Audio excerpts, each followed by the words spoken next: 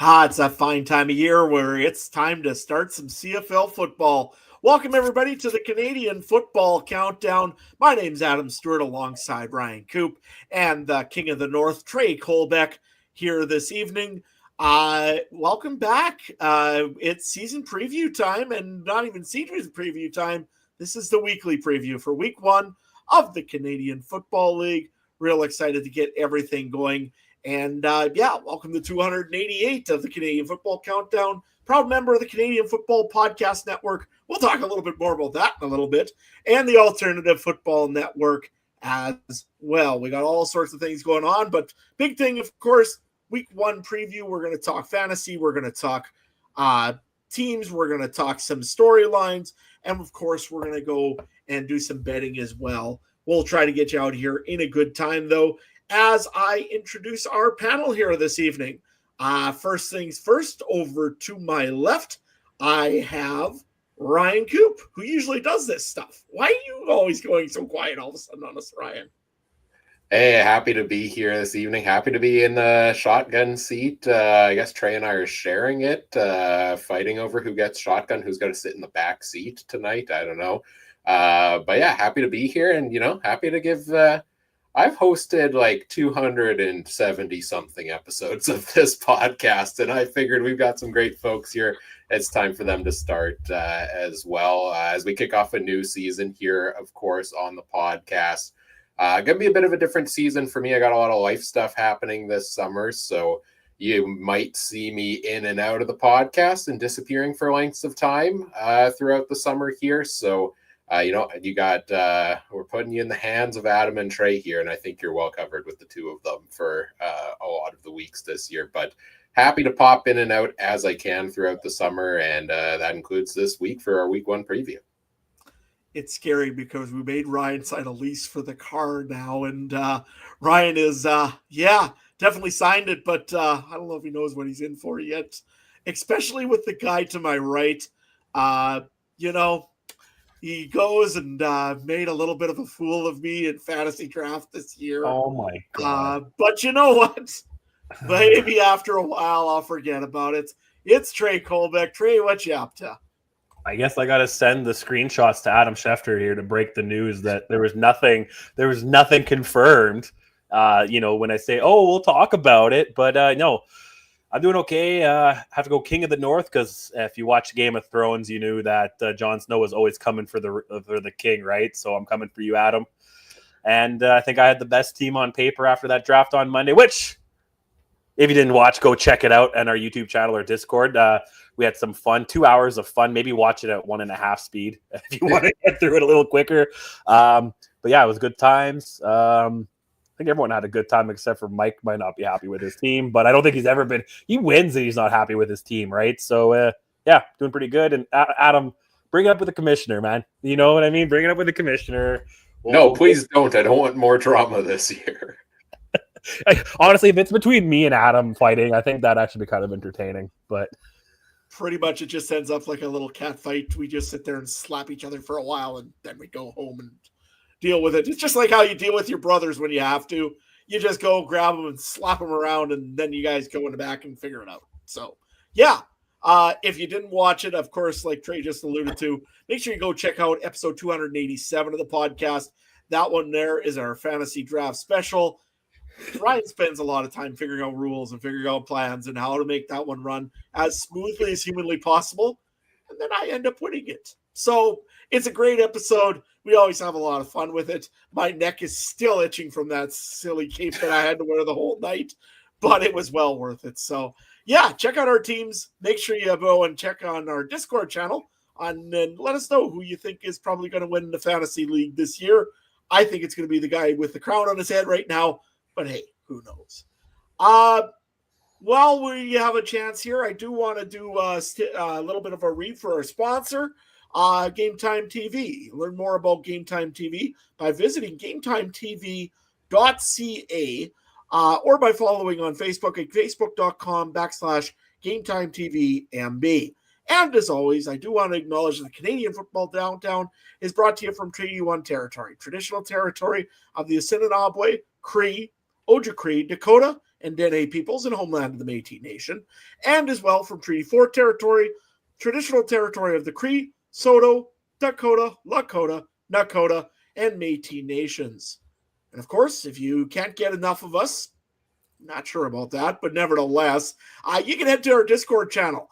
We've got all sorts of great additional content there, talking over and above whatever our weekly content talks about. You're going to probably see a little bit more from Ryan there about fantasy picks and that sort of thing as well this year. Trey's going to have a little bit more about betting. We're going to have our results from our CFL podcast fantasy league, which I'll talk a little bit about maybe a little later on, and all the other fun things that you can do with the Discord channel. Obviously, the depth charts, those are always posted, not only by us, by our fans. Thank you to FM Fan, who's already following us tonight. And, we just really enjoy having our fans over at Discord. Be sure to join the community Discord, and we'll see you out there. I guess we just may as well get into this. There was a little bit of news that came down from the CFL, mainly cut downs that happened earlier this week. And boy, there were some big ones. We talked a little bit about it during our fantasy draft special, but the two major ones, Kadeem Carey and Walter Fletcher, both are looking for on the outside looking in the CFL right now. Surprise, guys, or was this kind of to be expected maybe from one or the other? Ryan, you can go ahead first. Yeah, definitely a surprise on Walter Fletcher. I mean, the season he had last year, like 700 yards on the ground, 700 through the air. And given the names behind him on the depth chart in Montreal, you kind of expected, this was Fletcher's backfield again. And it's a bit of an asterisk there because he rushed the ball like 6 times a game, and he was really more as a receiver than he was as a running back for a lot of the season last year. But, I would say he's one of the most explosive playmakers from a backfield in the CFL. So seeing Montreal cut him was really a surprise, but that just means that they are high on the guys they've got. And I believe it's Sean Thomas Arlington is going to be the starter for week 1. We'll get into that with the Montreal game, but the kind of backup Stevie Scott III is not dressed for Friday. I think it's Friday's game, I believe, or this weekend's game. So, Sean Thomas Arlington gets a chance to start there, which is good to see. Kadeem Carey, I'm not too surprised by because I thought there was a chance maybe Toronto wouldn't bring him back after they brought in Kevin Brown in free agency. But then what was wild to me was not only did they cut Kadeem Carey, they also cut Kevin Brown. And now it's Deontay McMahon who's taking over the starting role there in Toronto, and Mayan Williams, who, played well enough in camp to get that backup role there. So, yeah, some high-profile names. I'll throw Alexander Hollins getting cut by the Elks into the mix as well. I feel like these are some of the biggest cuts we've seen in years in CFL training camp. Trey?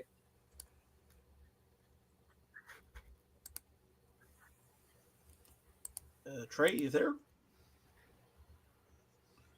Oh, sorry, a little bit of a glitch in there. I was kind of shocked about both, honestly, because Fletcher for sure, I thought he was going to be the guy, and Kadeem Carey, like Ryan said, I wasn't shocked because we were talking a lot about if he was going to come back. But then when they signed him, I'm like, well, what's the point of signing him and then cutting him unless all of his contract was just mostly play based and there was no, then maybe there's a difference, or maybe it was kind of like, oh, we'll sign you and here's a little signing bonus for what you did last year and on your way. So yeah, very, very interesting from both. I think both guys, well, definitely in Toronto, Kadeem Carey got beat out. I was just confused why bring him back in the first place. Well, didn't Walter Fletcher sign a 3-year deal with Montreal earlier this offseason? I feel like it might have been a 3-year one. Yeah. I know that he has a signing bonus in there, and he got paid in already. I think it was like $25,000 or something like that, which in most leagues, that would be a joke. In the CFL, that's a huge amount for a guy that's cut. So, yeah, it was very kind of amazing. I thought that Walter Fletcher was cut. Kadeem Carey, to be honest with you, I could see that one coming. Deontay McMahon looked very good for the last year and a half, 2 years, whenever he had the opportunity to carry the football. So I'm not surprised on that one as much, I guess I should say. I know they did bring Kevin Brown, but again, you could just see that was maybe for depth, just to see in case something happened with Deontay McMahon, that all of a sudden they said, no, you know what, this isn't going to work. But hey, like it that they're going with the younger guy. We've said it before, and I know Mike always keeps on saying it during our podcast, that running backs are a dime a dozen. There's lots of them. I don't know. I think that it was a good cut for both.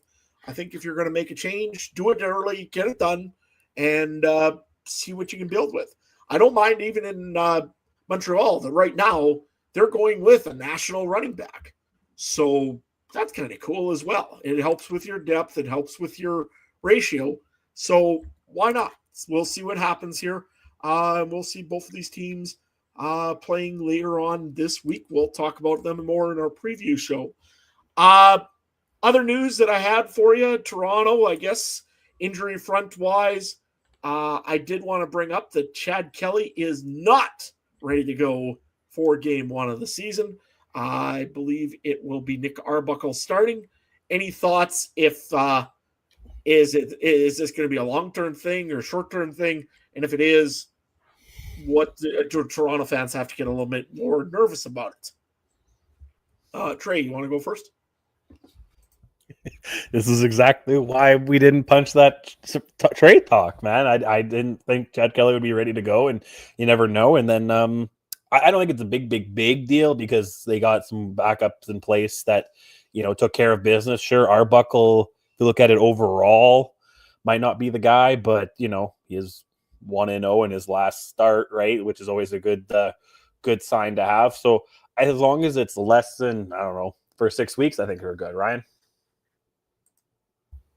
Yeah, I'm not overly concerned about Chad Kelly's injury here. I thought he was going to be ready to go. I mean, I actually said in the Discord the other day when they cut Cameron Dukes that I thought that meant initially, there's only 3 QBs on the roster, so Chad Kelly is good to go because you need to have 3 quarterbacks on the roster at all times. I forgot they brought in Jarrett Daggy in late in the preseason, late in training camp, and he's kind of that 4th QB, but yeah, I wouldn't anticipate it's the longest delay of time here for Chad Kelly, but looks like he's not quite ready to go for week 1, and we kind of anticipated that when he got injured late in the season. Yeah, it's disappointing because, some person might have picked Chad Kelly with their first-round pick. But other than that, you know what? I think when he's ready to go, he'll be 100% and ready to rumble. So if he needs an extra week or two, so be it. You know what? I know that every game matters, but as much as we always say it, it really matters in September when it's really healthy and when you really got to be going. So any other news that anybody else has that they want to bring up? Or do we want to get into preview? I'm ready to get into previews. Well, sounds like a plan then. Our first game of the week is on Thursday Night Football. It will be the Ottawa Red Blacks traveling out to Regina, to Saskatchewan to take on the Rough Riders. Riders a negative 3.0. Storylines, I think the biggest thing that we can talk about in this one, it's almost going to be the injury bowl to start off the season for both of these teams, especially in the offensive line. If you look over on Saskatchewan side of the ball, Philippe Gagnon, he's out for the season. They won't say he's out for the season, but he's probably out for the season. Definitely on the 6-game injured list, as well as Mike McEwen, I believe it is. He's also on the 6-game injured list. Other players, I know that they've been saying that I think it was Brammer, I believe it is now. It's Sean McEwen. Mike McEwen's the curler, Adam. There's the first Adamism of the season. He'll be on the 6th game as well. Somebody please, not us. Offensive line for the Rough Riders. I'll pay to see it. Somebody in the chat keep the Adamism count going all season long of how many names does Adam mix up. We want a running tally every episode. Yeah, this could be a while. Anyways, McEwen is out for whichever one you want to call, is out for 6 weeks. Also, I believe that Saskatchewan also has a few other injuries they're dealing with. Is it Brammer, I believe, as well, is hurt. He's on the 1-game injured list with a sore back. But they do have Tavon Campbell ready to go. They do have some big pieces in their defense that's ready to go. Is Brammer out? Because they have him on the depth chart starting. Off the to take a look. Maybe I thought you messed up said you here. had this memorized, Adam. Oh boy. I do. He's not on the depth chart I'm looking at on the offensive line for the Riders. One game injured list. Jacob I hit the Brammer. wrong one. Maybe I hit the wrong one. No, maybe I hit the wrong one. That's on me. Treeism. You know what I did? I hit the preseason one. Can't do that. Yeah, no, one game injured list. Jack Cohn, that's hiding a player. Can't say that. Sean Bain Jr. is going to be out for a little while longer. Jackson Ford, seen with a cast on his arm.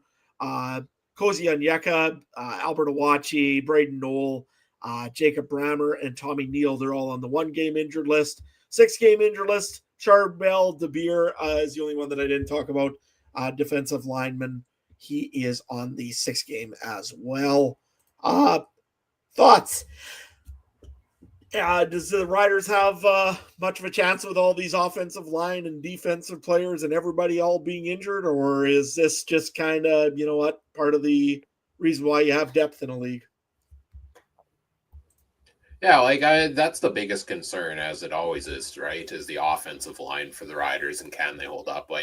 Now that we're here at the first depth chart day of the season, I don't think it clicked for me necessarily over the last couple of weeks as we were doing season preview things, just how strong this Riders roster is, especially on the defensive side of the ball. In that defensive backfield and that defensive line, they're super strong. And then you've got guys like Jameer Thurman in the middle in the linebacking core. It's a very strong defense. My one major concern is that O-line, and I think Ottawa is a team that has a pretty strong defensive line as well. You've got Lorenzo Malden the fourth, you've got Cleon Lang, you've got Wakefield. Those guys can get after the quarterback pretty easily, and so I think that's going to be the biggest, difference maker potentially in this game is, can that Riders O-line put it together despite the injuries? Because if not, that could be a long night for Trevor Harris, who's typically not the most mobile quarterback in the CFL either.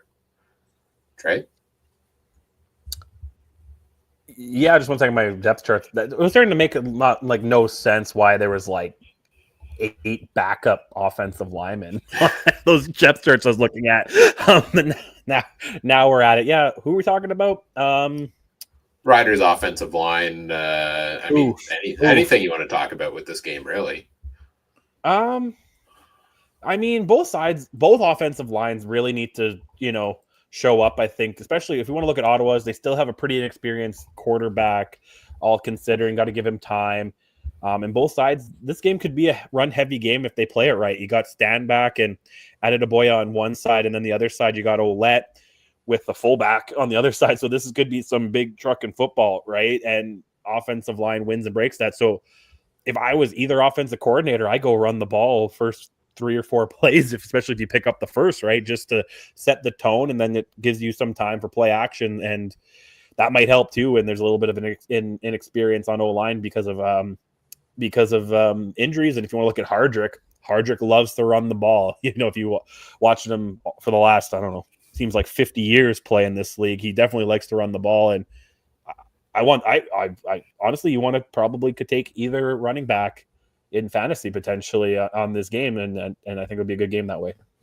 Just as you're mentioning the running backs, I just want to chime in quickly because this is our first depth charts of the season that I feel like for anybody who doesn't understand the rules of the confusing depth chart rules of the nationalized designated American, you're not alone. I think everybody, CFL included, also doesn't understand that. But it makes for confusing depth charts if you aren't aware of that. So if you look at the Red Blacks depth chart for Thursday night's game, it seems as if Daniel Adetoboya is getting the start over William Stanback at running back. And that is technically true for the first play of the game only, because William Stanback is the designated nationalized American on the offensive side of the ball for the Ottawa Red Blacks, which means he can technically count as a Canadian because he's long enough veteran in the CFL. He can count as a Canadian for up to a certain number of snaps in the game, and then he counts as an American for the rest of his snaps. So that means that when he's on the field, they can play an extra American at receiver, for example, because he's counting as a Canadian running back for a certain handful of those snaps. The one caveat with that is that he cannot play the first play of the game. So technically he's listed as the backup on the depth chart so that he can register as that nationalized American.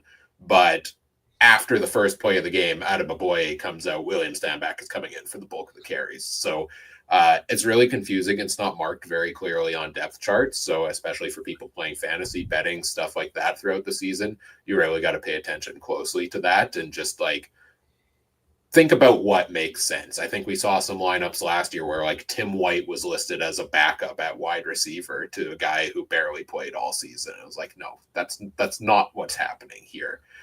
It's just confusing. CFL. Here's a quick question then, because I've just noticed Deadman also has the DA beside his name. Is that Ottawa's tipping their hand, showing that they might be mixing up their running backs? So there's a difference between the designated American and the designated nationalized American. I think that the DA on the depth chart means that the brackets around the name means they're the designated nationalized one. So and what designated American mean then?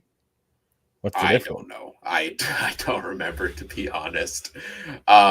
Maybe they count for something else, but I think basically what will likely happen with this Ottawa offense for good portions of the game is whatever snaps they can qualify Stanback as a Canadian for, Devontae Deadman can then go and slide in at wide receiver instead of Canadian Keelan White, and they can play 5 receivers because they have their Canadian technically in Stanback there. So maybe that means we see more from Deadman back in the receiver role he used to be in. Very confusing. Obviously, each team uses it in a different way. And the CFL did themselves no favors by trying to put this logistical nightmare in place. Sorry, back to you, Adam. Why will this thing not? There it is. Or you just muted yourself. You had it, and then you muted yourself. I'm sorry, I'm having technical troubles. No, it's acting up. It is. Sorry about that. Anyway, CFL, do better. It's annoying seeing this designated Canadian and then designated American or designated national Canadian. And honestly, Canadian, not Canadian. Simple as that. Doesn't have to be so confusing. Anyways, I guess the only other thing I really wanted to talk about in this game here, besides, the Riders' defense is really strong. Ottawa, a little bit of injury things. I guess because Winnipeg fans all love talking about how the Rough Riders can't sell out a playoff game. Well, guess what? They sure aren't selling out a home opener this week. 20,480 is the last check. When I last checked for Saskatchewan for tickets sold, out of 28,820 that were available.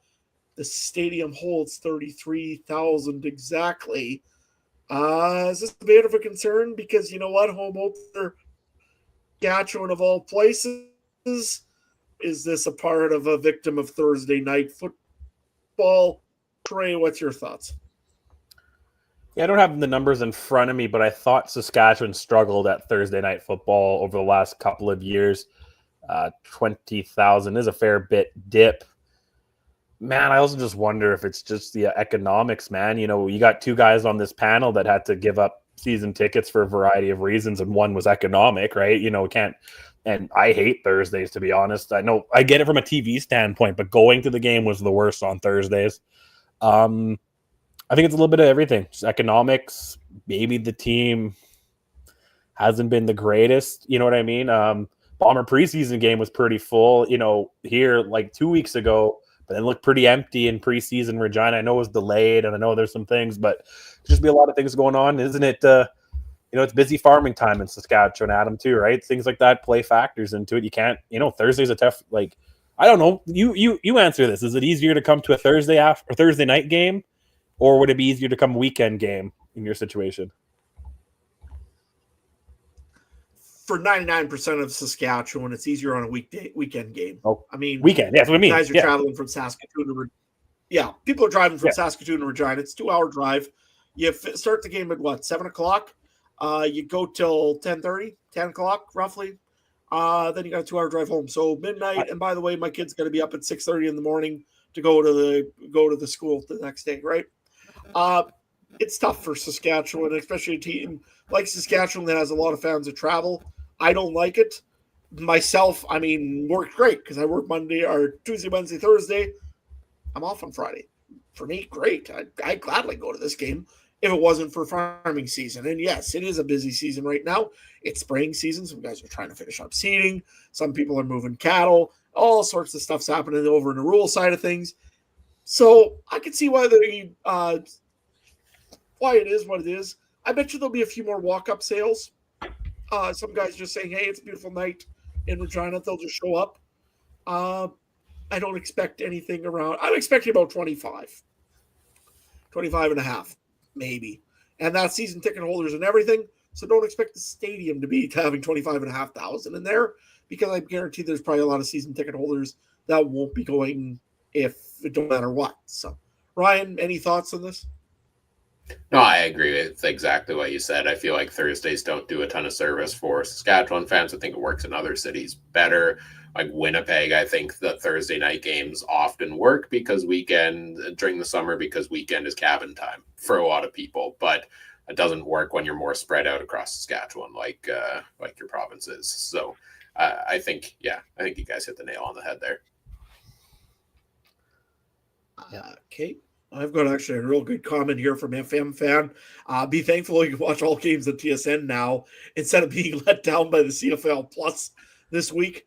Yeah, pretty much. It's the CFL. They will find a different way to let us down this week. Give me a percentage chance, guys, that you think the CFL live game tracker will crash at some point this weekend. 100%.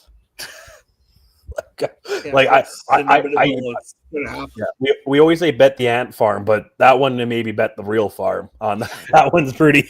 That one I was just thinking, like, stats have been a nightmare. I know this preseason, but stats have already been a nightmare, and I just can't imagine it being any better. Yeah, shout out to, I believe, Anderson for the Rough Riders. Only guy that I know of that got negative 95 yards rushing and got to keep his job.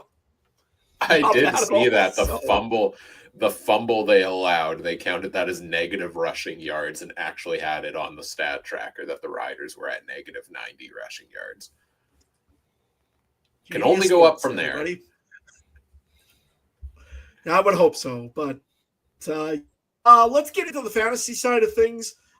Is there a player that everybody's kind of watching here over in the Ottawa and Saskatchewan game?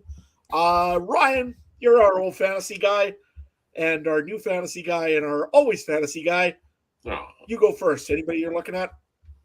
Yeah, I mean, just as a quick note on fantasy in general, it's really hard for week number one. The prices are insane, which we'll talk about as we go through things, to the point where it's like we could talk about value plays, but you don't need a value play. Like, I had no problem filling out a lineup full of stacked players near the top, and that's where I feel like you get the most value out of what we talk about during these fantasy segments is those diamonds in the rough a lot of times. So it's hard. It's week one. We don't have any stats from this year. Lots of guys have changed places. So it's a little more based off of vibes. I don't have, I don't have the secret sauce, so to say, for this week.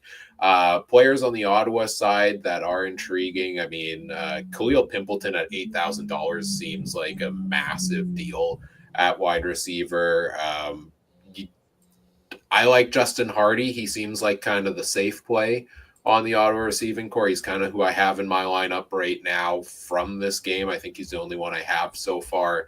And that's just because last year he was good for a 100-yard game almost every second week there. And probably not going too heavy on this game, though, because I want to see how these offenses do against each other. Trey? Yeah, no, I agree with Pimpleton. He's been one that's been in and out of my lineup today while I'm changing. And I was heavy on this guy last year, and I'm still going to ride him. I got to go with AJ Ouellette. He started to heat up near the end of the season, and I think that, I think he's got to be it, because I'm looking at the running backs right now. A couple of these other teams, Calgary, like we'll talk about it later, but other games is really uncertain at the running back position. Like, there's 5 guys on Calgary. Some teams don't run it that often. Ottawa kind of scared me right now when we're looking at this designated thing. Do they play Adetoboya more?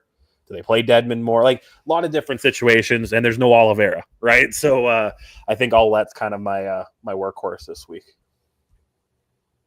Adam?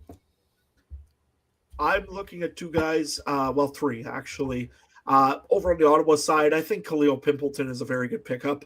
He always seems to be available and open, but again, you got to remember there's two other receivers on that team. Eugene Lewis is another one that nobody mentioned yet, and I mean that's a lot of receiver power, and that means a lot of footballs are going to get thrown everywhere. So I like to say Khalil Pimpleton, but maybe I've talked myself out of it while just doing this whole thing. One quick note. One quick note on Pimpleton as we're talking about it that I remembered that last year I put out all these fantasy charts every week in the Discord. Can't promise they're coming weekly this year. I'm going to try to stay on top of them a little bit. They might be a little more in between, so I don't have that stat line to back it up. But looking back at last year's numbers, I noticed a trend where it's like heavily when you look at a depth chart, it's the two receivers to the left side of the quarterback have higher averages in general than the ones to the right. It seems quarterbacks favor the receivers out to the left, where Pimpleton was last year. Because Eugene Lewis has come in and taken his spot there, Pimpleton actually moves to the right slot back instead of left wideout spot this season. So I'm a little hesitant on Pimpleton for that reason of I wonder what the new spot in the receiving core does for him and if he's going to be as favored with the guys with Eugene Lewis and Justin Hardy out left.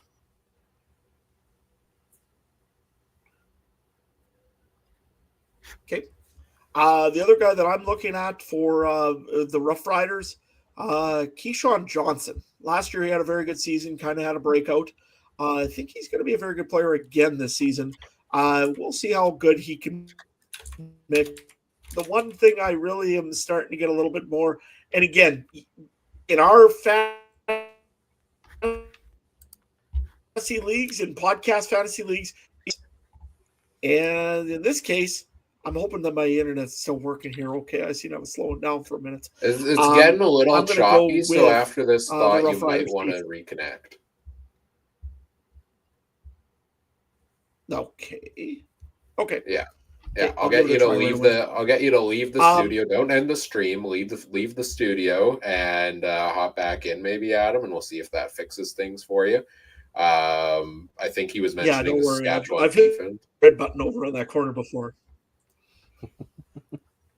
All right, we're going to get Adam to reconnect. We'll take him off stage for a second while we talk about that. He was talking about Keyshawn Johnson, though, and I'll throw Dante Myers in that mix. Those are two up-and-coming starting receivers for the Riders that looked really good in the second half of the season last year. Absolutely criminal that they are priced at $3,300 and $2,500 or something like that. Like, that is so low, and that goes back to if we needed value plays, 100% those are the guys I'm going to. But there's just so much money to throw around that then they're not number one on my list. Yeah, did they add money this year? Because I feel like I have a lot of extra budget left. Or is it just people aren't overpriced yet?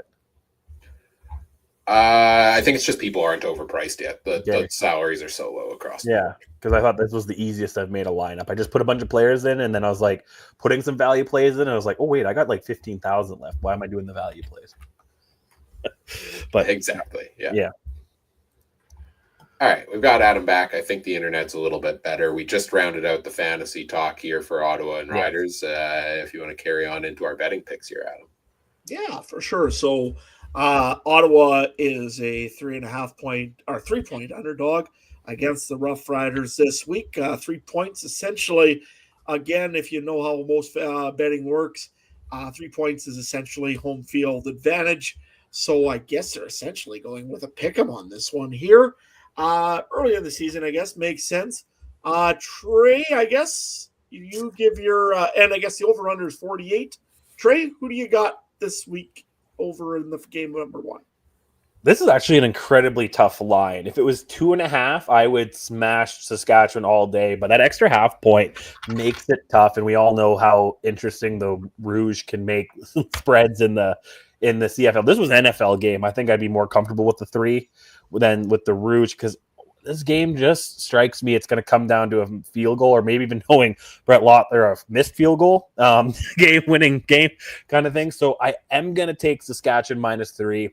If I had to put a confidence level on it, it's not very high. I do think Saskatchewan, if I bet in money line, I take Saskatchewan, but I think this game might be that 2-point kind of thing after a field goal. Over under 48's not a lot. That's kind of staying with a 25-23 game.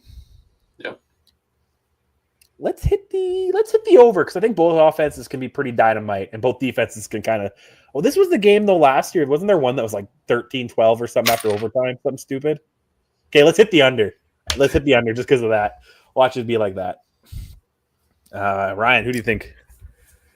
Yeah, I feel like week one gets a little bit nutty every year. I famously once won a week of CFL Pick'em because I was the only one, or I was one of only a few people back in 2019 to pick the Ottawa Red Blacks to beat the Calgary Stampeders, who were dynamite at the time, and they happened to do so. So there is going to be upsets in week one, and I think looking at the line here, this is one of those to me. I would take Ottawa to cover the 3 points.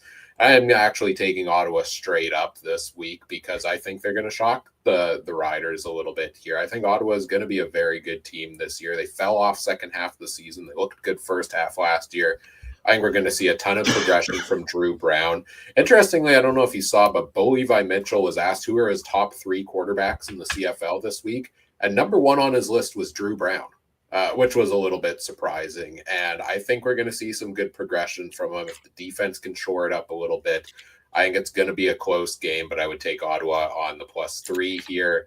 And on the over-under 48, I think I'm going to agree with Trey's second take there, which is take the under. And I'll have it go just under 48. Adam? Hope's eternal in Riderville. I think I've heard enough already from the local radio stations and the local news and everything about how this is the Rough Riders season and how they're going to win the Grey Cup. And they've already planned out the route down Victoria Street and then over to Albert and then back down Saskatchewan Drive, and away they go. Saskatchewan, I think, will win this game. But that -3, you're right, Trey, that scares me. Because I think it's probably going to be either a single or a field goal win. I'm going to still take Saskatchewan. Do this one here. And then after they break my heart this weekend, I'll probably stop picking them for the rest of the season. And give me the under as well. I like the defense for Saskatchewan really quite a bit. And Ottawa's defense, I think, can be pretty solid. Their secondary usually is pretty good. Although I forgot to check in the depth chart, Henderson is in there. That'd be pretty fun to, have fun with him in the defensive secondary, seeing as he's a former Rider. Give me the under. Give me Saskatchewan in this one here. Anything else, or on to the next game? Well, we are definitely not finishing in an hour tonight. We're 39 minutes into this podcast on to game number 2. We got another long one going tonight, folks. Yeah, for sure. Sorry about this, but first week of the season, we'll get her down here as well as we can. It's the Toronto Argonauts heading down the road into Quebec, take on the Montreal Alouettes, who are -4 favorites. Okay. Thoughts on this game? Is there any storyline that you guys want to start off with, Trey? I'm thinking that the Argos are probably the underdogs because of Chad Kelly. There's probably the sense he wasn't going to start. And sometimes in leagues like the CFL and UFL and stuff like that, the betting markets are kind of weird because it's hard to evaluate players. So yeah, sure, the 2 guys running backs are kind of fresher.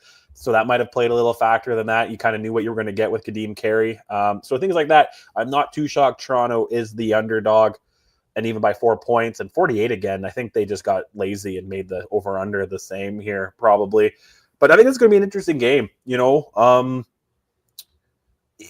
This is a big division game to start off with, right? Like we were kind of talking about last week that some of these teams in the East could be couple games apart, right? And this could be a big one to set it up. And you also got a Davis Alexander getting the reins to start the season. And then on the other side, you got, I'm assuming it's Arbuckle, right? I should pull up the thing. And, his career, he's lucky if he's probably 500 in his career, but he's coming in off winning the biggest game of his life, right? Last November. So I think it's a very interesting game. Good Friday night football game, right, Ryan? Yeah, I think it's the tale of the two sides of the quarterback for this game for me. On one hand, you've got Davis Alexander trying to prove that moving on from a guy in Cody Fajardo, who, barring an injury last year, probably would have won MOP if he played the entire season, and committing to Alexander for 3 years instead as their guy. He's got to come out there and show that they made the right decision and start showing that early. So I think that matchup, and then on the other side of it, obviously Arbuckle as well. Like, I'm still not a Nick Arbuckle guy. I haven't been one. Like, throughout the last couple of years, there was nothing there, and then he comes out and wins Grey Cup MOP out of nowhere and has that fantastic performance in that game. So, this is a veteran guy trying to show of like, hey, yeah, that was more than just a fluke, that I can still actually play at a high level, which got me so much hype early on in my career. So I think that quarterback matchup is interesting. I think the running back matchup is interesting as well, given these are the two teams that just cut their starting running back. And so you got McMahon on one side, you got Sean Thomas Erlington on the other side, both trying to kind of establish, show the teams that they made the right decision to put the ball in their hands here early this season. So I think those are the biggest storylines I'm watching for this particular game. Yeah, I think you're right, Ryan. Obviously the running back situation is all new. We've talked about that already at depth for both teams. And I really want to see how long of a leash Sean Thomas Erlington has. I don't think it's going to be a very long one. I think that they have somebody else in mind, and I think that they'll switch to it very quick. That being said, maybe Sean Thomas Erlington might get back to that. I think it was 2019 when he really had that breakout kind of little bit of a season. So I hope that's the case. That'd be great. But yeah, it'll be interesting to see. And of course, Deontay McMahon on the other side. I want to see how he looks when he's taking over the reins now for Kadeem Carey, who, by the way, won the rushing title, I think, what was it, only 3 years ago? So that's kind of cool as well. The other big storyline for me, and then we'll get into fantasy players to watch, there is no more of the horn in Montreal. So celebrate for all those that absolutely hated that horn and that honking noise that you heard every single day. Quick thoughts on the horns. Right? I'm going to miss how much it pissed everybody off. Like, that's the one thing for me. Like, and it pissed me off too while I was watching it. You got to turn the game down and just not listen to the commentary when those horns were going. But it was funny to me that's what happened. Like, this is a unique thing about the Montreal game in Montreal. That is no longer there. And is it going to make a big difference on the field? I've seen people talking about like, oh, how's Montreal going to do at home now that they don't have their one guy with a horn? I can guarantee you they have enough people in that stadium that can make enough noise that's not going to make a crucial difference. The only ones that made difference for was those of us watching on TV, because the horn guy was right behind the TSN cameras and they didn't do anything to filter it out. So I guess it's nice that we can hear the broadcast again, but I'm going to miss this unique little aspect of a game in Montreal. Trey? I think it's just such an Eastern Division problem, right? We're used to the West, and like, sure, we got cowbells and those other kind of horns in Saskatchewan and Winnipeg and stuff, but who needs a compressed air horn to make the loudest stadium? You don't need it. Just get fans and give them beers and they'll be fine. That's it. So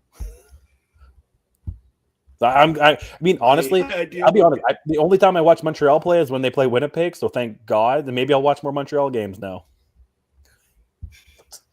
You know what? Montreal, it's been like there's three things that are recognized with Montreal: the air horns, the seagulls that are always in that stadium for some reason, and the third one is the weird winds that absolutely pick up at the wrong time for certain teams. So, yeah.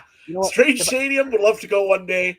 Wonder if they can train the seagulls how to make air horn noises. Anyways, let's move on to fantasy. The one thing that annoys me more about the air horns is the end zones in Montreal. That's it. Because the end zones have the angled, right? That's it. Oh yeah, that's right. they're not quite full. Yeah, I forgot about that too. Hey, if you have a pet peeve about one of the CFL stadiums, write her in the comments. We'll give you we'll give you a shout out. In the meantime, though, I'll go and I'll start with fantasy for this game here on who I'm looking at. I think right now, if I have to pick somebody, I really want to see what Austin Mack is going to come back and do after a full training camp. Now, there's no excuses, and this is one thing I'll probably go on when we go to the out west to BC that I'll be talking about a little bit. There's no reason for Austin Mack to not have a good game. He knows the playbook. He knows exactly what's going to go on. He's got a new quarterback who he's worked with plenty of times. He's Davis Alexander. I think he's been there just as long as Austin Mack. So they both know each other. So I really like Austin Mack for a pickup this week. On the Toronto side, Deontay McMahon is going to be really cheap, and I think that he makes a great running back, and I think he's going to get a lot of yards. Montreal last year was probably one of the worst teams defending the run. True, yeah. So it might be a really good pickup to pick up Deontay McMahon for this one in this game as well. Trey, let's go with you first. That's on. Yeah, you took the one player I have kind of pegged in this game, and that is Toronto's Deontay McMahon, just because he's so cheap, 4,300 right now on CFL the game zone there. Let me see who else. Oh, also got to go with Tyson Philpott on Montreal's side, right? That I think that there might be a little bit of time where you got to get an adjustment, because he did seem to play a little better with Fajardo last year than Alexander, but that could be injury. It could be a lot of different things. Alexander was kind of on the play with the B squad. Now he's got a full offseason with the A squad. So I think you got to at least risk it with Tyson Philpott at 10,500, right? That's not crazy compared to what he could be later in this year if he kind of starts playing like he did last year. Yeah, exactly. I was thinking about that as well. I was thinking about the two running backs on both sides that we've talked about are super cheap. McMahon's 4,600, 4,300. Sean Thomas Erlington is 2,600. Like, that's great and all, but I don't need the cap savings where I'm really going to put them in, because I haven't seen what they can do in a starting role as much. Although you make a good point about Montreal's run defense, and I think McMahon could have a really good game as a result. So that is potentially tempting there. The one receiver I'm going to talk about that nobody's mentioned yet is I think he is Davis Alexander's go-to guy, and I'm still mad that Trey picked him in the fantasy draft and I ran out of receiver spots in order to do so. And that's Charleston Rambo, who for some reason is $4,300 only in Game Zone Fantasy at the start of the season, which does not do him justice. Because I have the cap savings elsewhere, I'm not necessarily going his direction, because I like some of the top names to outproduce him a little bit. But I think if they are putting points on the board, that's when we saw him at his best last year, was the games where Davis Alexander started in the middle of the season. So I really like that combo to kick it up again this week. And I talked already about how absurd some of this pricing was. Why is Shedler Furvius of the Montreal Alouettes $5,500, $1,200 more than Charleston Rambo? If you don't know the name Shedler Furvius, this is not a knock on him, but he played maybe 2 games last year and was a backup receiver for most of his time. Make it make sense, games. Yeah, that's weird. I mean, I could even see Letcher Jr. being higher than that, and I think he's less, if I'm not mistaken. Letcher Jr. is 2,800. And you know what? I hope the depth chart comes out and Shedler Furvius is on there. And I hope he scores 2 touchdowns on Friday night and makes me eat those words. It's not a knock on him as a player. It's just what formula based on recent statistics makes you assume he should be the combined price of Keyshawn Johnson and Dante Myers of the Saskatchewan Roughriders? They already know he's going to be the next Ben Cahoon, who, by the way, is just finishing up his retirement ceremony, as far as I've heard. I assume that was never nevertheless on here yet. Yeah. Well, they're working on finishing it up. Anyway, let's get into the betting side of this here. Toronto, again, 4.5 point, or 4 point. I like saying that half point. I don't know why tonight. 4 point underdogs. Yes, it's another atomism. You can add that to the board if you really want to. 4 point underdogs going into Montreal, over under 48 points. Last time, I think, Ryan, you went first. So, Trey, you want to go first? I think Trey went first last time, but you can I went go first last Okay, time, no, but I'm I the don't betting. care. I'm the betting. No. Ryan, you stay sit. I'm the betting expert, so shut up. I'll go first. I hate.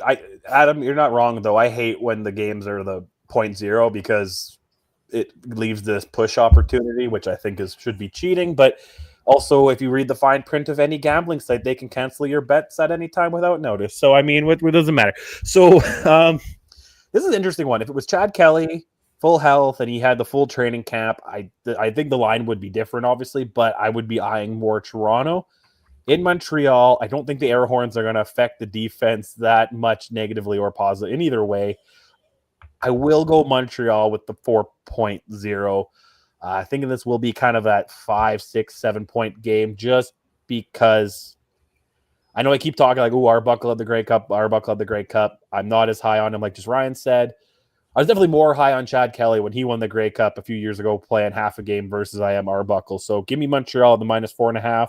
This one I'll take the over. I do think both offenses will be a little bit more explosive in this one. Ryan.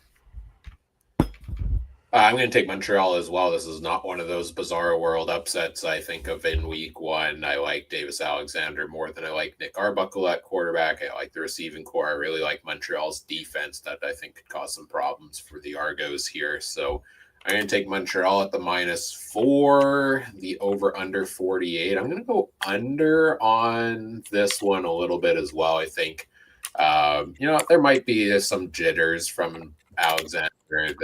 There might be some from Arbuckle. First couple weeks of the season, are a little rough sometimes. So I'm going to go under on this game as well. Adam? Yeah, I'm going to go with Montreal on this one as well. I think that. Oh, am I freezing up again? Nope, We'll try it here. I'm going to go with Montreal. All good? Okay. Montreal, I'm going to go with -4. I think that they're probably the better team. They got the better defense. And I'm going to go with the under on this game here still because it's still early in the season. And you know what? 24 and 24 make 48. I don't know if neither team is going to get more than 3 touchdowns. Yeah, that's what I'm going to go with. So under and Montreal for me. Real quick, we forgot the real betting expert because we're in too much of a hurry here. We did not do the coin pick for the first game on Thursday night or this one. So, Adam, do you have the coin real quick? We got to go back real quick and do Saskatchewan, Ottawa. So, what is it? Heads is home? Heads is home, obviously, on this coin here. So the Rough Rider logo is heads. The Queen is tails. Let's see what the first one is. It's heads. So the Rough Riders will win that game, it tells us.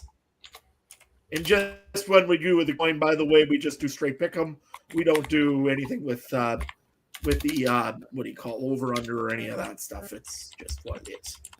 Okay, and then the Toronto Montreal game. It is telling me the home team is going to win that one too. So Montreal and Saskatchewan, home field advantage, which Trey believes in thoroughly. So far, seems pulling out. Let's move on to our next game, though. That would be the Hamilton Tiger Cats heading out to Calgary and being the first team that's on the road that's actually favored here. This is Bo Levi Mitchell's first game, I believe, right line. for storylines. Calgary is favored. No, it's Hamilton is favored now. Yeah. Oh, I was right. I said that was going to happen. Early in the week, you should have bet on this one earlier in the week. Yeah. Storyline, though, let's get this one really quickly. I'll give you one. Bo Levi Mitchell, this is his first game back in Calgary playing as a Hamilton Tiger Cat or as a team other than the Calgary Stampeders for him. He was injured the last time before this. That's why this is his first game back in Calgary. So very interesting to see what kind of reception Bo Levi Mitchell gets for starters. I think he should get a pretty good one, to be honest. Hope so. But I would think you're going to see a gunslinging Bo Levi Mitchell just to remind Calgary of what they're missing. Ryan, you want to go with a storyline in this one? Was he really injured last year? I thought he went. I thought he went back to Calgary last year. I thought it was maybe the year before Hamilton didn't play in Calgary. Or was that the issue last? Yeah, I thought it was the year before. We have our resident Ticats expert in the YouTube chat who will let us know, I'm sure, whether Bo Levi Mitchell if I'm has had wrong, a he'll let return. me know all about it. Yeah, we'll get him to confirm for us if he has had a return to Calgary. But yeah, that's a big storyline here as well. I mean, everybody all off season long has talked about the new weapons for Bo Levi Mitchell this year, including Kenny Lawler and all the additions the Ticats have made. And so many preseason predictions, I feel like, have had the Ticats being the beasts of the East this year, going on to the Grey Cup out East. And then on the opposite, you have the West Division, where so many preseason predictions have the Calgary Stampeders finishing last place in the West. And I think they've improved quite a bit this offseason as well. I know we've been talking in the Discord and the betting channel about the line for this game, where initially it was Calgary was favored, which seemed drastic based on the current situation that we find these two teams in. And I'm not surprised it's as close as it is, because I do think I am higher on Calgary than most. I still have them fifth in the West just because I can't decide which team to move below them. But I think this is going to be an improved team. The biggest thing for me, as much as you love home field advantage, Trey, is that Calgary is at home. And last year they were a night and day difference for most of the season. They kind of fell off at the end, but for most of the season, they were night and day difference at home versus on the road. So I think this is going to be a close matchup, and I think these offenses are going to fly in this game, and I'm really excited to watch this one. So, yeah, Saturday might actually be one of the best sporting days right now. You got the Belmont, you got UFC. This is probably the biggest game I want to watch this weekend, and I got to go to a stupid wedding. But so that's how it works. But yeah, it's my sister-in-law's, I guess. But anyway, yeah, I'm really excited for this game, and I was really excited until I realized it was on Saturday. I can't watch it. And I know you're high on Calgary, and we might have to study your brain for science after this one, because I don't know why. Because sure, VA is great. I really like VA. I remember we had DT on a few years ago, and I think you threw me under the bus and said Trey really likes VA when DT wasn't high on him, and I still have nightmares about that. But anyway, I don't know. I like VA. He's in a better situation when it comes to him being the starter than it was in BC, but he lost a lot of talent, and I'm not high on Bagleton. I think it's just he's been the only guy there. Jalen Philpott can be good. He's injured. Who the hell's the running back? I don't know. I'm not sold on Calgary's defense. I think that if Hamilton plays to their expectation, I think this could be a 10-point game, not a 1.5. And, I was actually looking on CoolBet. Sometimes you can bet bigger spreads and get bigger payouts. Right now, it's not letting me, probably because they know deep down that they don't want me doing that, because I'll end up winning a lot when they do win by 10 and I have that line. So, yeah, I think that Hamilton, again, if they play to what their expectations are, should win this game by a fair bit. Yeah, and if they don't, then I'll say just sell the farm, maybe trade everyone for draft picks at this point. Seems like not a bad idea. The only thing I'm really looking forward in this game again, I don't think there's really much defense in Calgary right now that's going to stop Hamilton.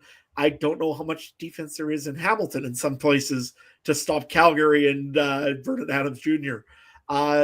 Be very interesting. But the one thing I do know is I really don't like Calgary's offensive line. I'm sorry, that does not look pretty. Yeah, if somehow Hamilton's defensive line can actually pull off a little bit of a thing they're not known for, which is get pressure on quarterbacks, it could be a long night for Calgary. If not, this could be, you're right, pick six on the sidelines running down the field every 4 minutes. Wouldn't be surprising. Honestly, this could be a complete gun show. So who knows? I'm kind of really excited to see this game too, especially in Calgary. You know what? Those fans deserve to see a good old-fashioned shootout in the OK Corral. I want to see one too, especially when you got Bo Levi Mitchell doing the slinging. So, yeah, be fun. Fantasy players to watch in this game here. I guess I'll start. Or no, I did last time I started first. Trey, you go ahead and start on this one, and anybody for fantasy that you're watching. Yeah, I got 3 players on this one, and they're all on the same team. I think Greg Bell's a good opportunity here, 7,000 or 7.7. Will be the running back, main focal point. I also got Bo Levi. Give him, I think if FM Fan did throw that he did play last year, season opener, 300 yards in a loss. But fantasy doesn't matter if you win or lose, right? Just 300 yards, pretty good game there. Call me crazy. You might have to study my brain and for science purposes after this. I'm going to take the Tiger Cats defense because I know a lot of people are shitting on them, and I'll agree. I'm not sold on Calgary. I'm not sold. VA does what? Did he not have a game where he threw 5 picks last year, a couple of years ago? You know what I mean? I'm not super sold that the team around him might be as good as you're expecting. So he might make the throw, but no one might be there. So I think Hamilton's defense might be the play, and only for 5,000. I think it's one of the cheaper defenses too. Ryan, what does the fantasy expert got? Can I just say everyone in this game and move on? Because I think this is going to be there's a reason the over-under line for this game is 3.5 points higher than any other game this week. And it's because there's a lot of faith in these offenses and the weapons that they have. And there's not a lot of faith in the defenses to stop them on both sides of the ball. Looking at the quarterbacks for this week was hard across the board because I think QB talent in the CFL right now is at a premium more than it has been in recent years, where there's a lot of good options in week 1 with no film necessarily to choose from. But I think I like either of the QBs in this game the most. And right now I've got Bo. Maybe I'll switch to VA before Saturday night's game. It's quite possible I'll change my decision multiple times, maybe based on where my current fantasy head-to-head matchups are at. That will probably change a little bit, but probably one of these 2 quarterbacks I'm going with. Greg Bell. I love Greg Bell. He was my keeper from last year in fantasy. I think he's going to be a top running back in the CFL. He gets it done on the red ground and in the air. He's only 7,700, so that's pretty cheap for a starting running back who should be a stud there. Kenny Lawler is only 8,600 in Game Zone Fantasy, which if you're taking a Ticats receiver, when you can get him for $4,000 less than Tim White, that something seems off about that to me, and I'm sure that price will eventually raise.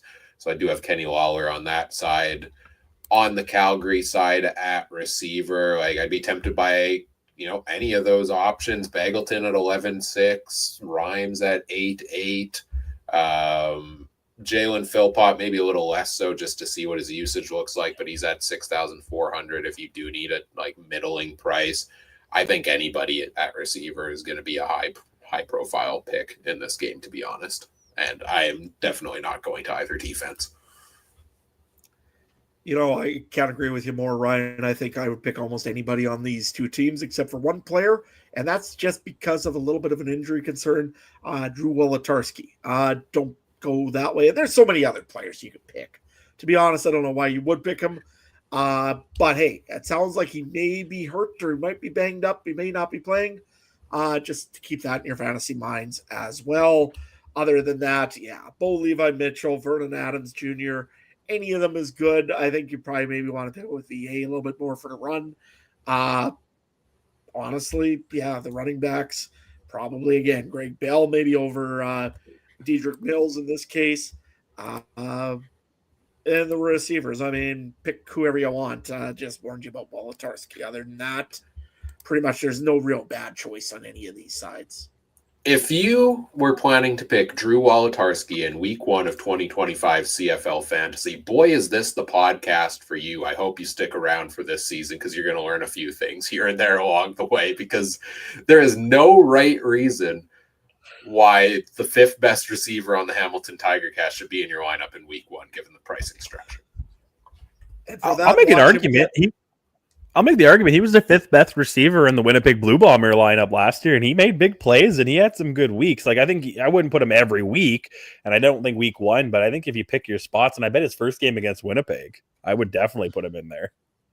Yeah, but in general, the Canadian depth in Hamilton's kind of wild too at receiver, right? Is O'Leary Orange still there? Yeah. So Keandre I don't know. Smith. Yeah, Keandre Smith as well. So I mean, they don't need to rest him. I bet down the stretch he'd be a guy I eye up. Maybe not week 1. Watch him go and get 4 touchdowns or some BS like that. That's going to end up just burning us all for saying that. Nevertheless, I hope we have a segment like coming up now next week's podcast of here's all the people players Ryan has shaded and here's how they all performed, right? like I hope they show it to me. And I love Drew Wolotarski. I loved him at his time in Winnipeg. It's the fact of the matter of it's week 1 of the season. You don't need to go for the clever depth plays. Nobody knows how any of this stuff is going to play out. So you're probably better off, honestly, picking similar to a lot of other people and just trying to get in that upper echelon in week 1. It depends how you play, right? Everybody plays different. In the sense that, some people try to get the top score every week. I've always played where I just want to be like consistently strong across the season so that I end up at the top of the overall leaderboard near the end of the year or high up on it. And everybody has their difference, and that's going to play into, do you go for the boom or bust different picks from everybody else, or do you go with the safe plays? And kind of everybody makes that decision for themselves. Yeah, exactly. So, betting, let's go with, I guess I'll go first because you know what? No, Trey, you don't get to go first every time. Hamilton, 1.5 point favorites going into Calgary, over under at 52. I'm going to go with the Ticats on this one here. Yeah, I'm going to go with the Ticats. And to be honest, I'm going to go with the over because I really feel like this game is going to become just an absolute gong show. And I love those kind of games. So, you know what? Hamilton, go with the over. That's my pick. Ryan, you go next. I'm taking Calgary. I don't care what y'all say. I'm taking the Stampeders on this game because it's one of those week 1 ones that's going to surprise us. Like, my question I keep asking myself is, are we all, myself included, overhyping the Hamilton Tiger Cats? This is a team that didn't make the playoffs last year. Yes, they made some additions. They lost some pieces along the way as well. How much extra we all talk about the Kenny Lawler addition? How much extra does that already bring to an offense that threw for, that had almost 4 1,000-yard receivers? Stephen Dunbar was one as well. So I don't know if the pieces that Hamilton brought in are that massive of an upgrade over what they had. I think they are good. But I could see there being a week 1 letdown, even though I think it's going to be an overall strong season for the Ticats. And I think the Calgary Stampeders are going to shock some people. And I'm taking the over if that wasn't clear. Trey, what do you got? Yeah, for the exact same reasons. I'm going to, but opposite. What did Calgary do that they didn't make the playoffs last year? What did they do that made them so much better, Ryan, other than VA? And I don't think that the team around them is going to be much better. I think Hamilton at least made some moves. Give me the -1.5, and I'll smash the over as well. And I hate this because if Calgary wins, Ryan looks like the world's biggest genius. But if they lose, he goes, well, whatever, I risked it, and he lives his life fine. Either way, my life will be fine. I hate it. Trey, what's the over-under? Oh, I said over. No, you said over too. Okay. Yeah, over. Okay, and well, of course, we got the most correct person on the podcast now. We got a flipper. Right. Yeah, let's go with the home team. It's the Calgary Stampeders. I always loved that coin. I don't know. The coin there seems to be joining Team Ryan. I don't know. There's a lot of Ryans I think that are cheering pretty hard for the Stampeders this week. Yeah. Hey, can't be right every time, but you know what? Why not? Nevertheless, let's move on to our final game of the week on Sunday. We have got a Snoop Dogg concert and also a football game mixed in between with the Edmonton Elks traveling out to BC Place Stadium and listening to the Snoop Dogg game or concert. And, they might also play some football while they're there. All the betting gods don't look like Edmonton's going to play much. Yeah, I guess the biggest headline in this one here, of course, is the season opener concert. As said about 3 times now, Snoop Dogg is the opening act. How how high is he going to be, Trey, to start this game? Snoop Dogg? Yeah.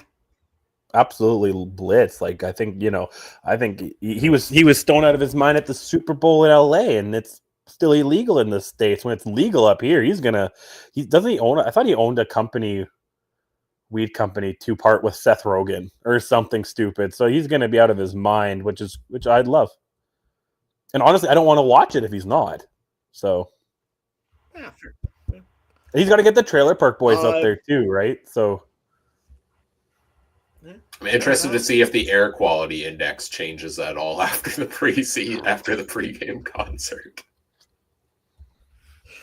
Yeah, they're all wondering why the smoke from the forest fires isn't going west. They're not sure how it made it over the mountains, but there is that. Let's get to talking about the game, though. Here, I think the biggest headline that I've got is: has Nathan Rourke, after having a full training camp, is he back to Nathan Rourke? Or is he going to be that kind of guy that looked like a little bit indecisive last year, maybe making those odd interceptions? Which Nathan Rourke is coming out here, Ryan? Is it going to be, as you're the president of the Nathan Rourke fan club, which Nathan Rourke's coming out today on Sunday afternoon or Sunday evening here? I didn't take the time before the show to scroll through my Twitter history. I have 2 bits, and that's kind of all I tweet about is put Nathan Rourke in the Hall of Fame, and the other is keeping the running tally of just how badly the BC Lions have outscored the Edmonton Elks in their matchups over the last 4 years, because it's an astronomical rate. And I think I fell off on keeping that up to date, but BC has always had their number. Rourke in his rookie season had the Elks number. Like, he lit it up more than Snoop Dogg will before this game starts. I think he is going to come out strong this year. Like, I really think last year was just a turmoil year with all the NFL movement, coming in halfway through the season, coming into an already established locker room who had their quarterback, all the guys. Nobody wanted to say it at the time, but everybody kind of hinted to it after the season that that was a mess last year. So he's had a full training camp. He's got his full group of guys. There are some concerns over the weapons he has available at wide receiver for sure. But I do think Justin McInnis, what can he top last year with is interesting to me. Keon Hatcher, can he get back to form? And kind of how is James Butler reintegrated into that offense? I think he has the pieces to be successful, and there's a real good chance that we're not high on the Lions' depth right now at the start of the year. And then we're talking about a couple of guys like a Stanley Berryhill or an Aiden Eberhard being, top 15 receiver in the CFL at season's end because Nathan Rourke did that. Trey? Yeah, I mean, I think both teams are very interesting. They both have some really good players, but maybe lack depth, right, in some certain positions too. Like, I think on the Edmonton side, Trey Ford could be. Did I see something this the first time in a very long time, if not ever, 2 Canadian quarterbacks meet in week 1 or something too? So that could be great right there. I get there's some guys in the receiving core in Edmonton that need to step up. Gittins Jr., Dunbar Jr., a couple things like that. So I think this will be a very interesting game, and I think that. I want Nathan Rourke to prove it to me, because I'm a little bit more on the side of I wonder if the NFL might have completely ruined him more than just a one-off. So I'm kind of interested on that. Not completely, but it's a young guy. It's something I talked about a while ago, and I mentioned this with somebody. That the sports psychology is pretty big. When there was a UFC fighter who arguably beat John Jones in a decision, but the judges didn't give it to him, it ruined him for 3 or 4 years. In your head, you thought you won the championship, and then to be told by some idiot judges you didn't. Well, Nathan Rourke should be in the NFL. So he's being told by these idiot GMs in the NFL that he's not good enough to be down there, but he should be. I think he's just as good as his little brother, like that. So that could mess with you. And, great, he came into this back to BC. I hope that they're not over the salary cap again, especially if they don't win the Grey Cup, right? Because you can't keep losing those draft picks. So I think this is a big year for BC on the field, because sure, you get Snoop Dogg and that's great. But I mean, from my perspective, I'd rather a winning season and playoff wins over Snoop Dogg halftiming. That's me coming from the football perspective over the the show's perspective, as long as the Bombers have, the super dogs or whatever, I'm good. So love that. Yeah, you know what? Only thing I'll bring up extra is it'll be very interesting to see how all of these pieces that Ed Hervey brought in for the Edmonton Elks mesh together. He took a lot of pieces. Resna came back. He added in Tyrell Ford from Winnipeg. He added in all sorts of pieces all over the place. And we're going to see how it does. I've seen Ed Hervey's teams sometimes have these major adjustments and fall flat on their face. So be very interesting to see what happens here. I think I just seen today they just re-signed their linebacker Anderson, I believe it is, to a multi-year deal. So that's huge. I think it's Niles Anderson. No, that's Niles Morgan. Nick Anderson? Nick Anderson, that's right. He was re-signed to a multi-year deal. So yeah, big for the Elks. I really hope that they have the offensive pieces that they are going to see how long Trey Ford lasts in there, especially when he has a very good veteran quarterback named Cody Fajardo right behind him. So that'll be interesting to see what happens there. Any other thoughts on the BC Edmonton game? Anybody else got any quick little things they want to bring up?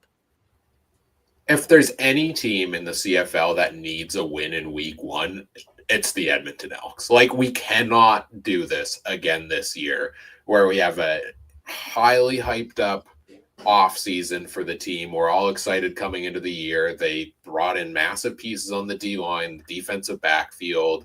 Trey Ford, the most exciting piece this franchise has had in years, and drew the fans in on 2 not good seasons in a row. Like, he finally gets the chance to start. He needs a win to show, start showing like, yeah, this was the right choice. The team needs a win, new ownership group, new coach group and everything so badly in this game. I feel like to just calm the storm and ease everybody's minds, because we can't go 0-8 to start the year yet again, like they have the last couple of years. That just cannot happen for this Edmonton Elks franchise. If that happens, they're cursed for all eternity. Anything else, Trey, that you want to go through on this game? no, I'm pretty good. Okay. Well, hey, why don't we get into our fantasy picks? We'll talk a little bit more about some players then. I'm going to let Ryan, you can go first on this one here. And who's your fantasy picks in this game? Of course, the one game I get to go first is one game I wasn't prepped for. Nathan Rourke is obviously in consideration at quarterback at 12,500. If I'm not picking one of the BC or the Calgary Hamilton, my goodness, receivers, quarterbacks. I'm on a roll here. I'm picking Nathan Rourke. Like, we've seen what he's done to the Edmonton Elks previously, and he's a mobile quarterback, and he could light it up. But I think Edmonton's improved a lot on defense, so he's not actually my number one pick right now. Same thing with Trey Ford, always a good fantasy quarterback, but not my top option when there's so many good options and we don't know what defensive matchups are the best ones out there. A couple of players I like both running backs in this game. I like Justin Rankin against this BC defense, hoping that he gets a bulk of the carries for the Elks as well. I think Leak could play into there, but Rankin's a good price at 7,500 in Game Zone Fantasy. And I really like James Butler at 12,300. And he's currently marked down as my captain, to be honest, James Butler is, because I think he's getting the ball near the goal line. I think he is going to be used heavily in the receiving game. And if you're new to CFL fantasy, you get 1 point per reception. Receiving running backs are the most valuable running backs. And I think that's exactly the kind that James Butler is. So those are the two main guys I have so far. I'm not sure I'm going to any of the BC receivers. Obviously, I'd go McInnes would be the one I'd go on the BC side. On the Edmonton side, if I were to go with any of the receivers, I'm probably not going to any of the Edmonton receivers yet, just because I want to see how Trey Ford develops as a passer kind of early this season and see who he starts favoring. Let's go to Trey next. You know what? Actually, I'll be honest. Like, yeah, sure. Nathan Rourke would maybe be the one. Maybe Trey Ford if I'm thinking about some rushing yards mixed in there, but the interceptions are always a worry. Other than that, this is a game I kind of might stay away from, just because there's a lot of question marks in that. Who's going to get the ball more? Kind of in the receiving cores. I'm not really sold on Butler. And then the running backs in Edmonton, you could go Racken or Leak, right? It could be either or. So, that's kind of one of those games I kind of go, ugh, I don't know. I think I'm going to stay away. Yeah, no worries. I was kind of looking at one thing there. I don't mind Nathan Rourke for a pickup, especially because there's such cheap receivers right now, and there's such cheap running backs that you can pick up, and you can spend $12,500 on Nathan Rourke or $12,000, wherever you said there, on Nathan Rourke, and not have a problem with that whatsoever. I do like James Butler as well, because I think if Rourke does get into trouble early, he's going to probably go and probably hand off quite a bit. And Richard over in the chat does bring up a good point. Who does the BC Lions quarterback stakes, especially probably at the goal line, I think is what he means. Rourke could be getting a lot of points if he's doing it as well. I don't know who their third string or second string. I don't think that Chase or Bryce there does the. He typically, I feel like, hasn't done the sneaks before, and you better sure as not be having Jeremiah Mazzoli do your QB sneaks. I don't think at this point I would take the chance on that. Last year, who was? Oh, it was the fullback whose name isn't coming to mind right now for me, who just retired, that did them for BC last year. I'm sure our resident BC fan in the chat's going to help me out with the name there, and it's going to be super obvious, but. Yeah, I wonder who does that. Is it Pickett? David Mackey was the guy last year. Is it Pickett that does it? I think he's their fullback now. Is it James Butler himself doing those QB sneaks potentially? I wonder. That's one of those things that's going to be hard to predict. Or it could be Nathan Rourke, just like Chad Kelly kind of does them in Toronto. And if you have the starting quarterback doing the QB sneaks, like, he should be in your lineup every single week, because that's massive. For if he's doing the punching it on the goal line for 6 fantasy points.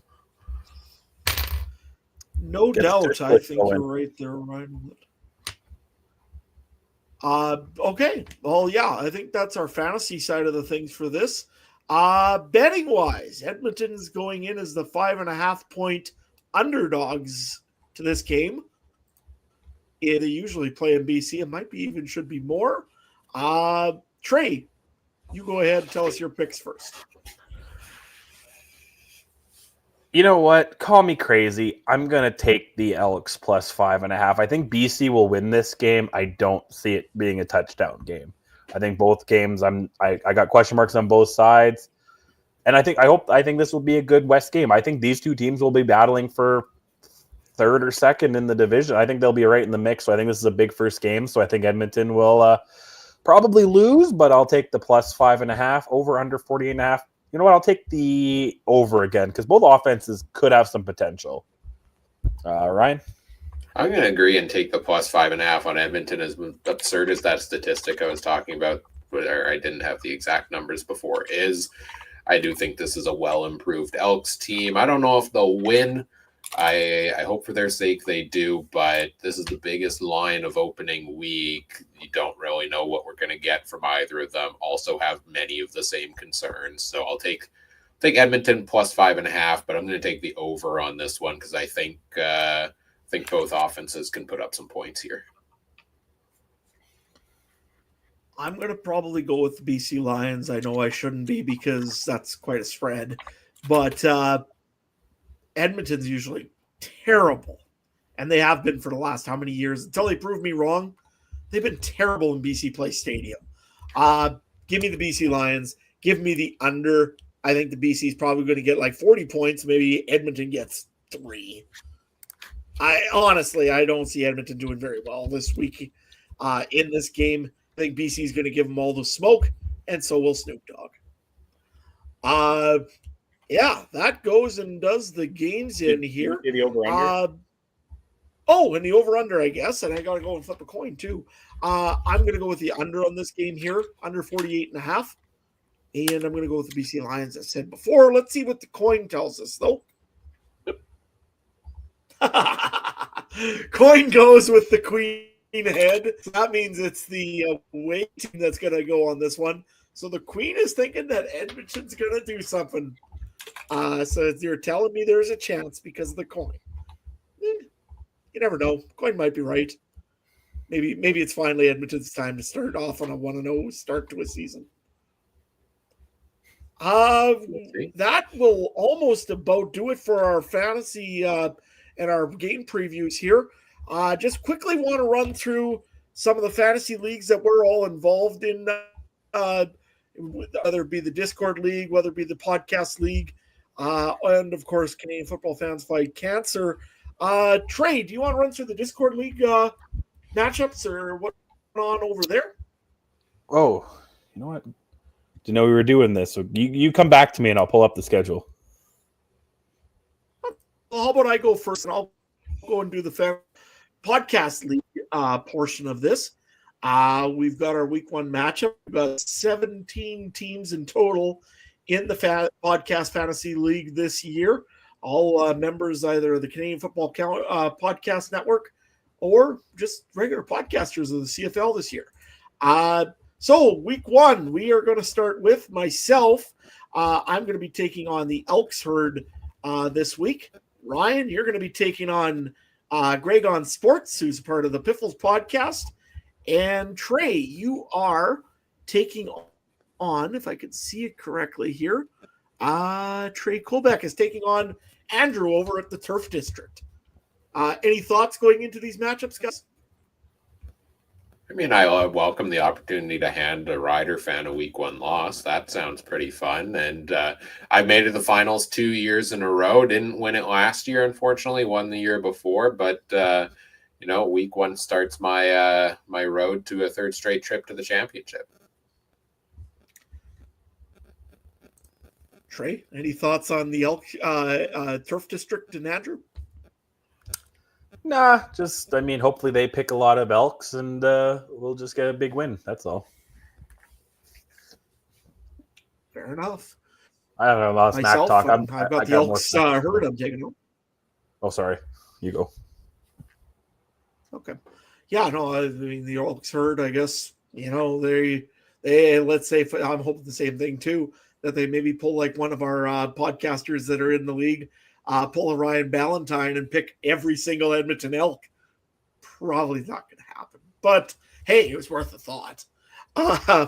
Yeah, I'm looking forward to this one this year. I guess I've taken over as a commissioner for one of these leagues for some reason or another. Ryan trusted me with this, and hopefully I don't mess it up too badly. So what it essentially is all podcasters, we pitch in a few dollars. We go and do for the ultimate bragging rights. At the end of the year, there's a little bit of a playoff, and the winner ends up getting the bragging rights, maybe a belt if Steve from over at the Piffles Pod makes sure that he doesn't lose it again. And also donation to the winner's choice of charity as well. So good for good cause. Kudos to all the podcast members in it. I won't go through the whole list. Go over to our X page, and everybody's listed over there. And good luck to everybody. Mainly me, but I guess these two might be okay. You're the one who needs can't wait for some awards between the rest of us. What was that?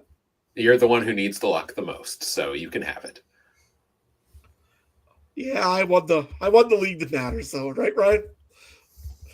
I don't know. This one's for charity. I'd argue this one matters the most, but fair. How many times you won it? This one? This one, I think once, right? Once, yeah. I did win this one once, yeah. Yeah, no, for sure. So, Trey, you want to run through the Discord league real quick? Yeah, so I got it up now. If you're a member of our Discord league, we allowed some people to join. We had 16, pretty more than I expected, join. So, we'll have 8 matchups every week for the most part. This week, I take on Richard, who was talking trash in the chat already. So that'll be good. Ryan, you take on Josh M. Adam, you got a big one here, week 1. You take on Mike. Mike, that's a big one there for some bragging rights on the podcast. So, looking forward to that. 16 of us, top 7, make the playoffs. It's kind of like the NFL. Number 1 gets a bye. and a couple weeks of playoffs there, and then hopefully we get a champion after this. Looking forward. I don't know why Ryan. I know Ryan's taking some time away this summer, but you're still an idiot for giving me and Adam any responsibility. So far, so good. Ryan, do you want to talk about your baby there a little bit about our own fantasy league? If there's anything fancy happening there, or anything going on? Yeah, we did our draft Monday night. It was a 2-hour and 20-minute episode. I believe that besides episode 100, that is the longest episode of the Canadian Football Countdown outside of our 8-hour free agency shows. So go check that out.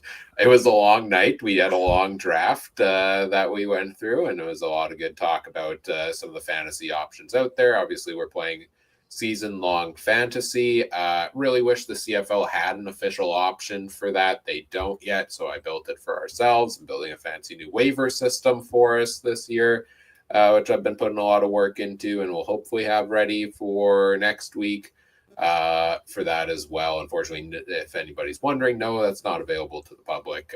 It's all just managed through our internal Google Sheets and stuff like that. But I encourage anybody, if you ever want to do a CFL draft league, come talk to me, because I think we figured out a format that works a little bit here, despite the nuances of this league. And the fact that we all want to murder each other at the end of the season, well, or before it even begins. At the end. Well, that's true. Yeah, why do we need to wait till the end? Right? I'm mad at all three of you. I don't care. That's just my natural state. Yeah, fair enough. Anything else we got to go through, or should we get to wrapping this thing up? Real quick, if you're in the Discord, also make sure I just threw a Pick'em League in there today. So if you want to join our Pick'em contest, it's nothing, no prize, just for bragging rights. Thought to throw it up, make a league and throw it up there today. So again, that's through the CFL Game Zone Pick'em. I will pin that in the CFL General channel for anybody trying to find it, because there's been a lot going on in there today. Yeah, that's good. Perfect. Well, we went 32 minutes so far, longer than what we were planning on going. Hopefully next week we'll get this down just a little bit more and try to get this a little bit more condensed for you. But in the meantime, we'll try. It's always an hour and 32 minutes, no matter what we try. Anyways, we'll be back again next week with our Week 2 preview, as well as I should mention, we do have a special guest coming next week. So if you're looking to get some information on some of these new NCAA players that have come into the CFL, we're going to be talking to Brandon Saunders, who is a wealth of knowledge about university players and guys coming into the league. He was the one that told us all about Dalton Schoen before we knew who in the world Dalton Schoen even was. So I'm really excited to talk to Brandon next week. As a little teaser for that one, actually, let me go and find, while you go through the next stuff, let me find the players he told us about on last year's show, because this is now, I believe, Campus to Canada 4.0 we'll be doing. And he had some big hits last year again, so I'm going to go dig those up while you continue onwards. Well, while you dig those up, Ryan, I'm just going to run through a little bit of the outro stuff while we're kind of going through there, so I'm not dragging out too much time. By the way, for our 710 fans, I think that we're watching live here tonight, thank you very, very, very much. We, of course, know that there's other sports that are going on currently that, hey, some of you probably might care about. I think it's pretty much a certain hockey game that was going on tonight that most of Canada seemed to be very involved and was really excited about. I won't even say who won because I don't want to spoil it for anybody. All I can say is it went to overtime, but that's all I'll say.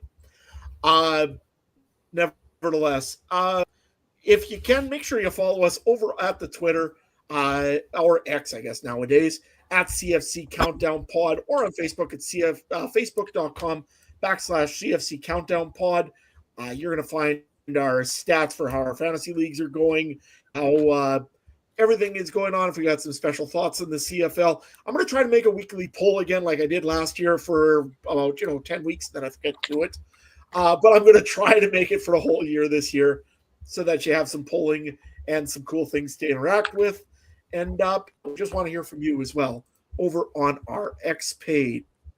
Let's also I found the list if you want now from last year of why you should check out next week's episode beyond all of the good things we normally have. As year after year, Brandon shows up. He's got his PowerPoint slides. He does his research, and he delivers. He gives us a player from each team to watch that could be making a name for themselves in the CFL. And last year, we got the likes of Javon Leake, Shamar Bridges, Charleston Rambo, Khalil Pimpleton, Ajo, who is off to the NFL, Ontario Wilson, who is off to the NFL. There's some pretty big names who made huge impacts at wide receiver for their respective teams last year. So, shout out to Brandon, and excited to have our annual chat with him again next week. Check out the podcast. Yeah, I mean, he's been definitely lighting it up, and I mean, those are those picks that you are almost invaluable once the actual dollars start flying in CFL fantasy that you really need to be paying attention to. Done a brilliant job of it, and you're right. I can't wait for next week. Just a quick reminder again, we've talked about it about 4 times now, but it's a Discord channel. Make sure you head over there and join our Discord channel, and check the link in the description for it. For Discord, closing thoughts, and also where people can find both of you if they're looking on social media. Trey, where can people find you? You can find me at the X at Trey MB Harness. That's not really got too much extra stuff going on. Just always horse racing stuff and football now. Some UFC. What else is there? Nothing else. Just check me out there. And really, really excited to beat you guys. In fact, I have a good feeling about our fantasy league this year. I have a real good feeling. So I'm excited. Yeah, I'm excited for all of that as well. You can find me on X at CooperTrooper42. On Blue Sky as well. I don't really post much on social media, but you can find me in both of those places. You can find me probably more active in the Discord this year. Like we said, kind of off the top of the show, I'll probably be gone for a while this summer. I may disappear from the podcast at any moment's notice for a long period of time. So if you don't see me here on the show or hear me here on the show, giving my thoughts on things like fantasy, which is obviously near and dear to my heart. I typically, I try to throw some stuff out in the Discord channel every once in a while, especially the CFL fantasy channel there. So if you want to hear from me throughout the summer more regularly, the link's in the episode description. Join us over there in the Discord. Maybe I'll try to be a little bit more active on social media side of things as well. And then when I have the chance to do so, and as long as I have the chance to do so, of course, I'll hop in here and chat weekly with you guys here on the podcast. Absolutely. And you never know. We might even get Mike one day here as well. It sounds like he may have a little bit of extra time. If you're looking for him, you can find him at Mike Pearl. He definitely is sometimes active on Facebook and social medias.